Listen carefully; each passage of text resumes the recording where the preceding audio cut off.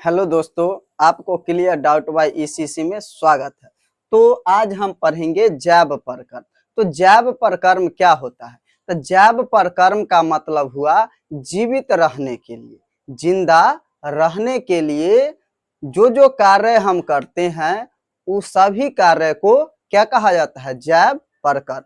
जैसे हम जिंदा रहने के लिए क्या क्या करते हैं? पोषण करते हैं, श्वसन करते हैं, परिवहन करते हैं, उत्सर्जन करते हैं। ये सभी काम को हम लोग क्या कहते हैं? जैव परकर्म।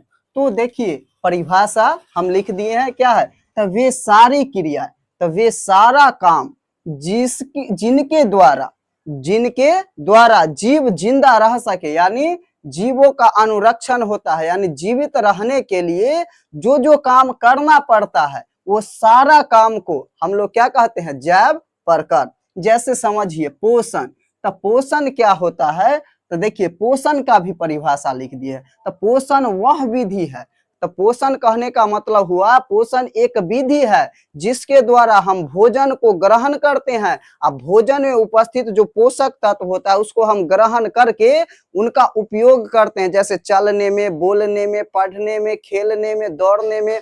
इस सारा कार्य करने में हम लोग किस चीज का प्रयोग करते हैं? तो पोषक तत्व का प्रयोग करते हैं। तो पोषक तत्व क्या होता है? तो ऐसे रासायनिक पदार्थ जो शरीर के लिए आवश्यक हो उसे हम लोग क्या कहते हैं? पोषक पदार्थ। जैसे में कार्बोहाइड्रेट क्या करता है? तो शरीर को ऊर्जा प्रदान करता है। तो ऊर्जा देने के लिए हम किसका ऊर्जा, मतलब शरीर को जो ऊर्जा है, ऊर्जा के लिए हम किसका प्रयोग करते हैं? कार्बोहाइड्रेट का। प्रोटीन है जो शरीर का निर्माण करता है, शरीर बनाने का जो कार्य कौन करता है? प्रोटीन। और वसा है जो चोट से हमें बचाती है। वसा किससे बचाती है? चोट से। और बीमारी से विटामिन। तो ये सारा पदार्थ को हम लोग क्या कहते हैं? पोषक तत्व कहते हैं। अब पोषक तत्व को जो शरीर में जिस विधि द्वारा हम लोग ग्रहण करते हैं पोषक तत्व को, उसका उपयोग करते हैं, उस सारा विधि को हम लोग क्या कहते हैं? पोषण कहते हैं। जो पोषक तत्व को क्या करेंगे? ग्रहण करेंगे, भोजन खाएंगे, भोजन से पोषक तत्वों को हम लोग क्या करेंगे? ग्रहण कर वो पोषक तत्व का जहां जहां उपयोग है सारा जगह उपयोग करेंगे।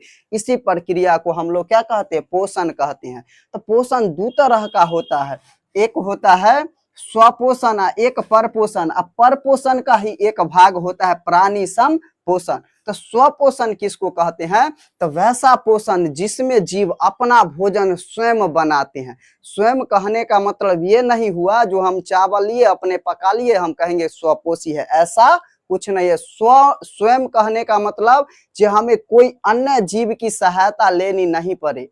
जैसे पादप, पेड़ पौधा जो है वो हम लोगों की सहायता नहीं लेता है, वो अपना भोजन स्वयं, सूर्य के प्रकाश आता है, नीचे से जल लेकर क्लोरोफिल की उपस्थिति में वो अपना भोजन स्वयं बना लेता है। लेकिन हम लोगों को भोजन बनाने के लिए पेड़ का सहारा लेना पड़ता है, नहीं तो किसी जंतु का सहारा लेना पड़ता है। अगर कोई जीव का अगर हम सहारा लेकर भोजन बना रहे हैं तो उसको कहेंगे परपोषी। अगर अपना भोजन स्वयं बना लेंगे तो उसे कहेंगे स्वपोषी।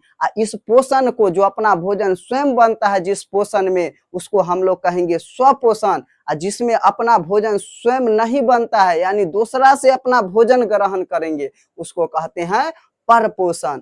परपोषण के ही एक भाग होता है जिसे हम लोग क्या कहते हैं? प्राणी संपोषण। इसमें जीव अगर ठोस और द्रव दोनों रूप में, यानी कुछ खाता भी है और कुछ पीता भी है, ऐसा अगर जीव है, ऐसा पोषण होता है जिसमें खाया भी जाता है और पिया भी जाता है, तो उसको हम लोग कहते हैं प्राणी संपोषण।